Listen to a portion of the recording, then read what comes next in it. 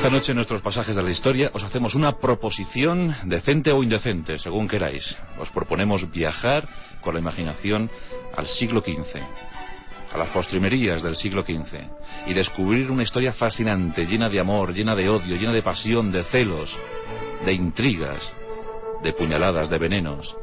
Es la historia de una familia española, una historia que deslumbró al mundo, una historia que llenó al mundo de negritud, de tragedia y también, ¿por qué no?, de esplendor. La historia de los Borgia en nuestros pasajes de la historia, los Borgia.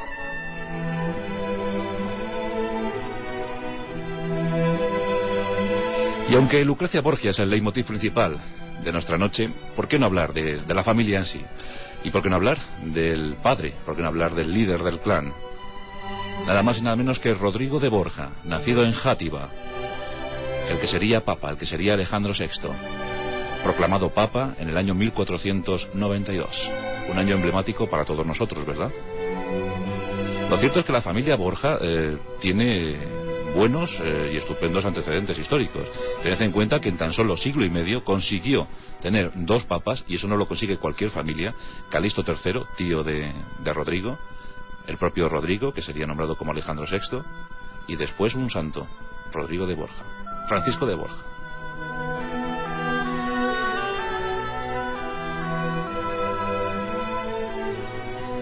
Calixto III procuró mecenazgo para su sobrino, y el sobrino viajó a Roma, y allí se afianzó como increíble y estupendo cardenal, el futuro papa, sin duda alguna. Y allí empezó a pensar en una gran familia, y empezó a pensar en el futuro del Vaticano, y en el futuro de su poder, claro, y de su fortuna. Y se casó con una estupenda y joven moza italiana, Vanocha Catanei.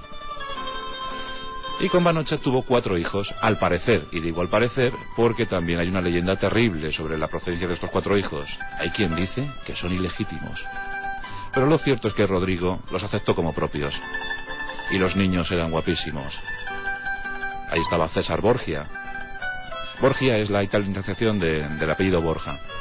César Borgia, Juan Borgia, Lucrecia y Jofre.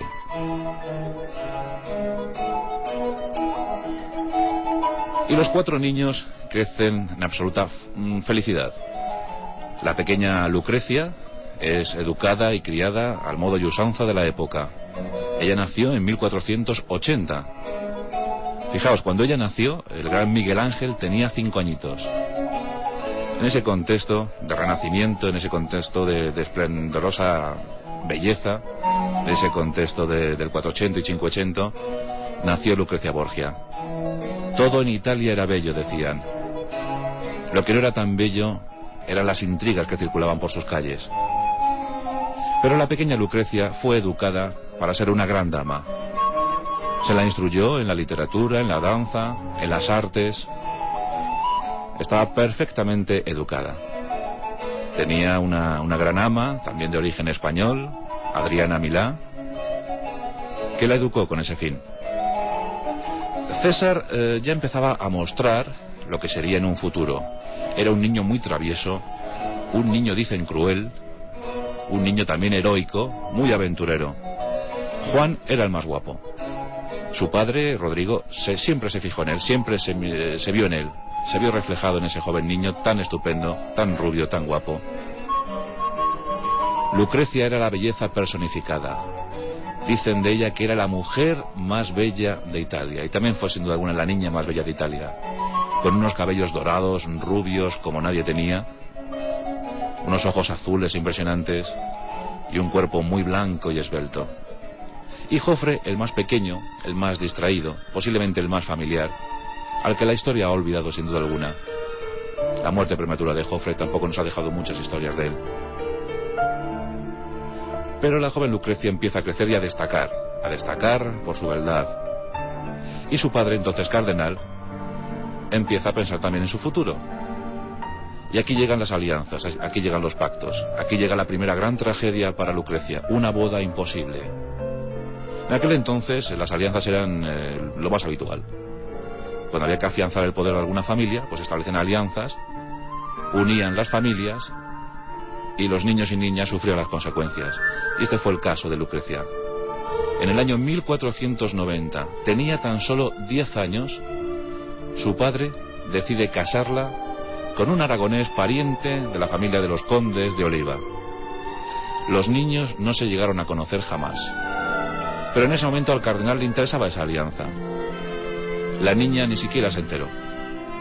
Fue casada y descasada, porque ocurrió un hecho. Y es que a los 3 años de haber sido proclamado papa, Calixto III muere, fallece en el Vaticano.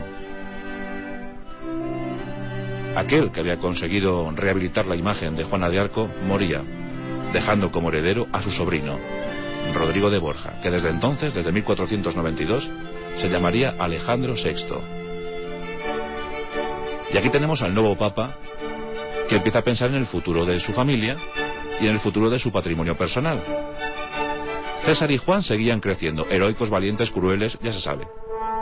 Pero Lucrecia, caramba, ¿acaso haber cometido yo un error al haber casado a Lucrecia con una familia casi de segunda división? Alejandro VI resolvió descasarla. Dijo que el matrimonio no se había consumado y descasó a la niña. Fin del primer matrimonio imposible de Lucrecia Borgia. 1492. Y llegaron más años. Llegó el Tratado de Tordesillas. El artífice fue Alejandro VI, sin duda alguna. El tratado en el que se repartió el mundo. Una parte para Portugal, otra parte para España. Alejandro VI fue un papa beneficioso en algunos sentidos, pero en el sentido de la familia no lo fue tanto. Y llega el momento de ofrecer a su niña a un segundo matrimonio. Y piensa en el norte de Italia, piensa en Milán. Y allí se encuentran los Sforza. Ahí está Ludovico el Moro, el gran patriarca de la familia. Y en la familia de Ludovico el Moro se encontraba su sobrino Juan. Juan era un hombre también muy guerrero y muy guapo. Aunque los matrimonios de Lucrecia fueron imposibles, hay que decir que se casó con hombres muy guapos. Y Juan, ufano y feliz, se acercó al Vaticano para desposarse con Lucrecia. Un pequeño detalle: Lucrecia tenía 13 años, era el año 1493, y Juan la doblaba en edad, tenía 26. Pero se casaron. Y Juan se estableció en el Vaticano. Y el Papa Alejandro VI era un hombre feliz, pensando en su alianza con Milán. Siempre Milán, siempre el norte. El norte miraba a veces al sur, a veces a Francia, y convenía tener ese asunto bien agarrado. Pero pasan los años. 1, 2, 3, 4.